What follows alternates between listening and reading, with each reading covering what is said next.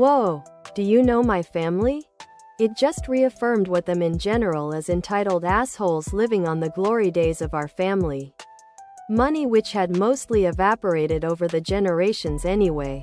My mom and uncles literally went through my grandparents' house after my grandpa passed away and put sticky notes with their names on them on things they wanted for themselves.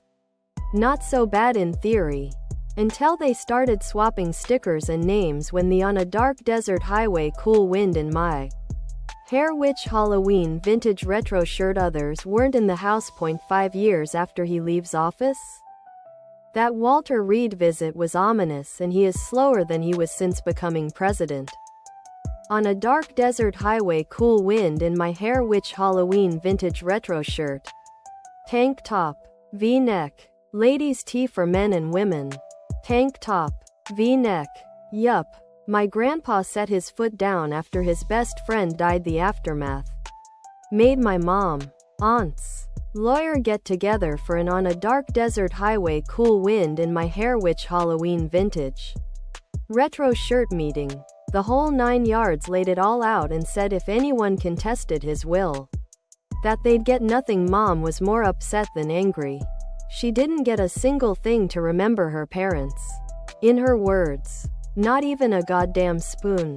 Referring to an old silverware that was bent and chipped from her childhood that my grandpa kept for her. Every time we visited them for the holidays, that was my mom's spoon. Official On a Dark Desert Highway Cool Wind in My Hair Witch Halloween vintage retro sweatshirt. Hoodie. Sweatshirt.